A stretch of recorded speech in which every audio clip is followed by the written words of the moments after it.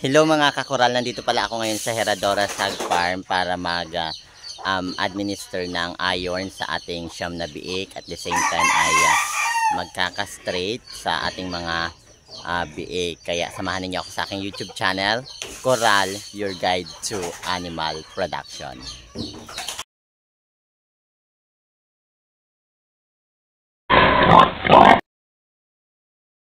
Pagkatapos nga pong maisilang ni Franca ang kanyang siyam na anak mga kakoral, ay agad po naming isinunod ang pagputol ng pusod. Bali, ang katulong ko po dyan mga kakoral ay ang asawa ng tagapangalaga ni Franca. Siya po ang tagahawak ng biik at ako naman po ang tagaputol ng pusod. Sa aking practice po mga kakoral, ang pagputol po ng pusod ay ginagamitan po ito ng sinulid. Tinatalian ko ng sinulid ang pusod na may distansya na 1 to 2 inches from the base of the cord. At after kong matalian yan mga kakoral ng sinulid ay puputulin ko po yung exist na sinulid at ikiklip ko po yan mga kakoral ng forceps. Yan, forceps para maiwasan po ang durugo. At after ng pag-ipit ng forceps mga kakoral, ay puputulin ko po yung mahabang bahagi na natitira ng pusod gamit ang gunting. At after na maputol mga kakoral, ay i-sprayhan ko po siya ng Combinex. At ang pagputol ng pusod mga kakoral ay inulit-ulit ko lang po yan sa iba pang 8 natitirang mga biik. At pagdating naman po ng unang araw mga kakoral or kinabukasan mga kakoral, ay sinunod po namin dito ang pagputol ng ngipin. Instead na sa pangatlong araw po sana namin yan i-perform. Dahil naobserbahan nga mga kakoral ng tagapangalaga ni Franca na nasasaktan si Franca kapag nagdidede ang mga biik. Ibig sabihin lang po nun mga kakoral, mahaba na ang ngipin ng ating mga biik or kulang ang gatas na napuproduce ng ating nanay kaya sila ay nag-aagawan or else ay minsan may patay na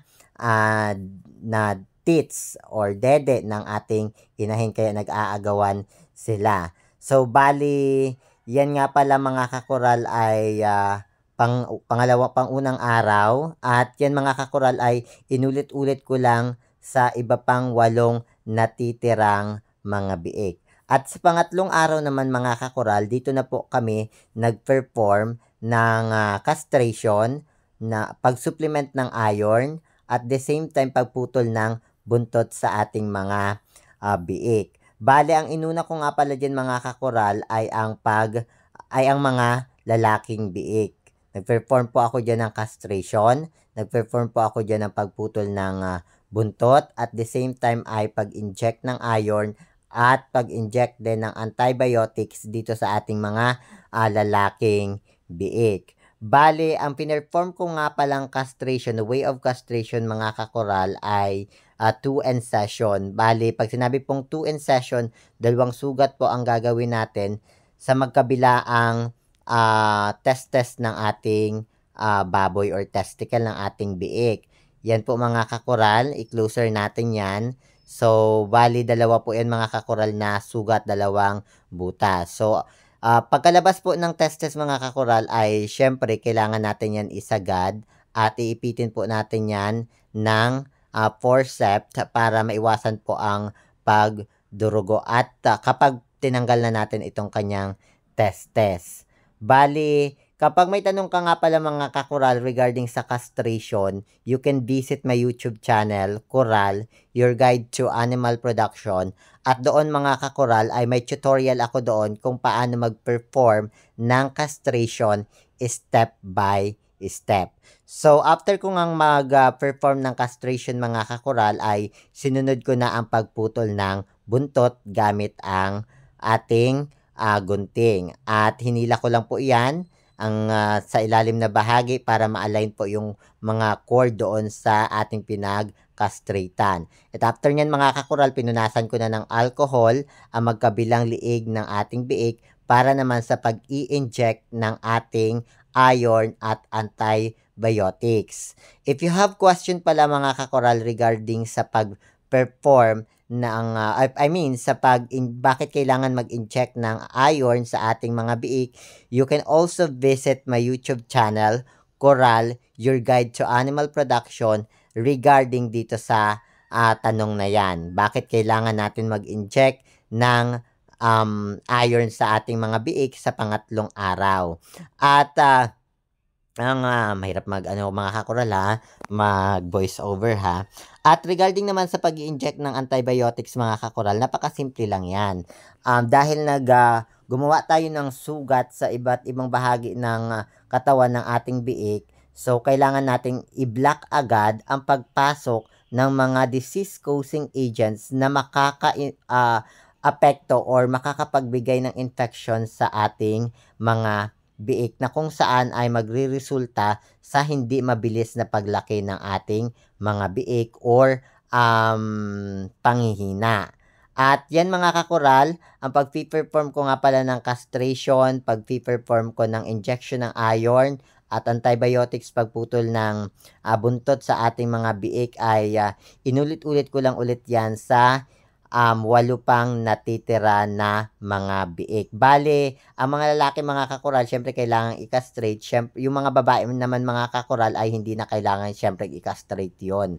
At inuna ko nga lang po dyan yung mga lalaki. At sinunod ko po dyan yung mga babae natin. So, dapat mahuli ang mga babae kasi konti lang yung ipi-perform natin na services para sa kanila. So, baka matanong nyo mga kakural kung ilang taon ko na ito ginagawa. Parang college pa lang ako mga kakural, ginagawa ko ng ganitong trabaho.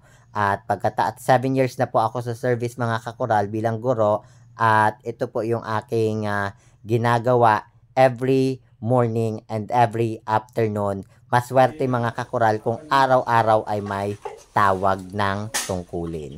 So, ayan mga kakural, kung makikita ninyo, tapos ko nang i-perform ang castration, ang pag-i-inject ng iron, at the same time ay pagpuputol ng buntot. At wala pa mga kakural, hindi pa natin yan malagyan ng air tag at hindi pa natin malagyan ng air notch kasi wala pa yung order ko. At after nyan mga in-order ko na pang ganong kind ng service mga kakural. And of course mga kakural ay sa 5 limang araw ay nag-introduce na rin kami ng solid food sa ating biik. Nagbigay na kami ng feeds dyan para masanay agad sila kumain habang bata pa sila. So, yan lamang po mga kakural. Thank you for watching and for supporting my YouTube channel, even my Facebook page, Coral, Your Guide to Animal Production. Thank you for supporting me and thank you for watching my videos and continue watching my videos for more videos to come pa po. Maraming salamat po mga kakural.